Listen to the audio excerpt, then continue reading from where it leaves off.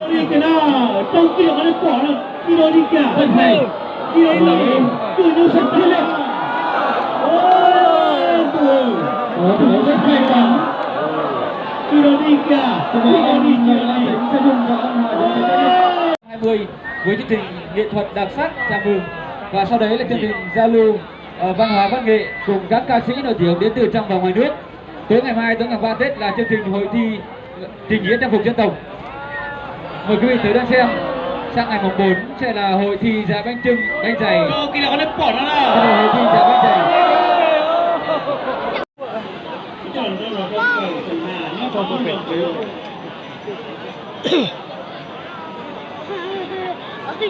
ăn được cờ sừng hà thế nó cân sừng hà đó tụi được bài đấy giờ cho tụi lâu nhất thằng ấy tụi cho lần đầu được cái cô tụi nó nó phù hợp tụi mình là nó tụi nó cho hai tụi nó cái này tụi nó tụi nó cái kia có rất đông khán giả từ khắp mọi miền từ về địa đông để đón xem hội quân cũng như hội đấu bò truyền thống lần thứ 6 và các quý khán giả ta ở khu vực trên đường cũng như ta không nên trèo lên các cành cây để đảm bảo an toàn, chúng ta không chen lấn đẩy xô sẽ rất nguy hiểm, và khán giả khu vực ở xung quanh sân đấu bò chúng ta không tì người vào lối về người.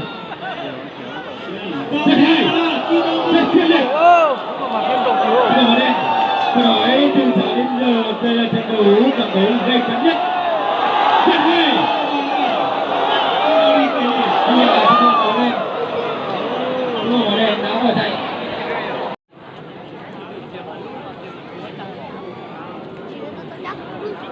Tụi đã chỉ dừng trước từ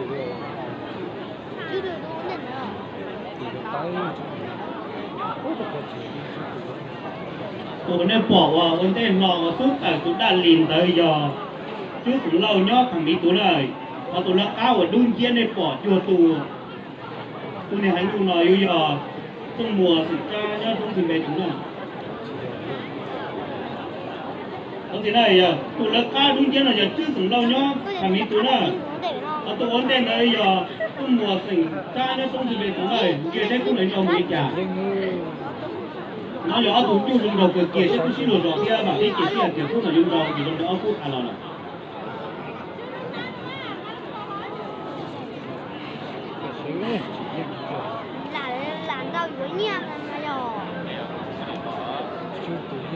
cho đối với họ nên bỏ ra là Như vậy con bò màu đen là bò của ông Lò A Chú thằng Bí Bê, còn bò màu vàng kia đâu kia đi nó làm đâu kia đi nó làm đâu rất hay, rất hay.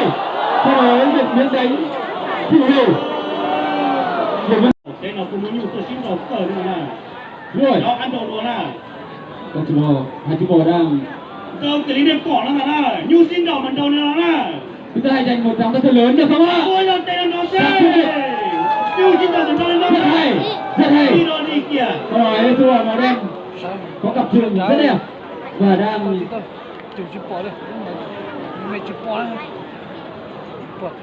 thi đấu rất quyết liệt.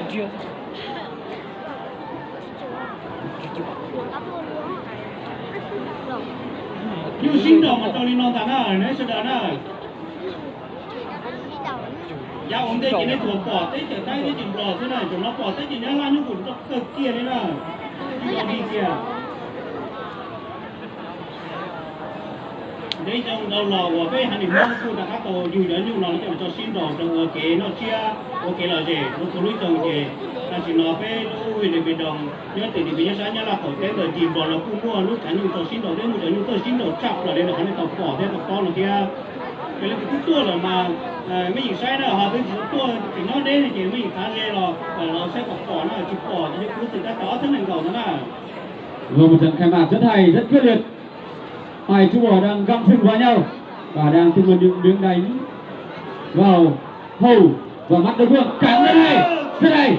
Chú bò màu vàng đã cám nổi chân của chú bò màu đen.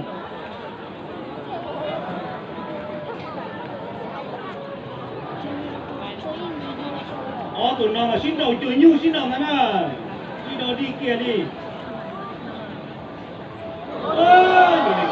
Vâng, như vậy là trận đấu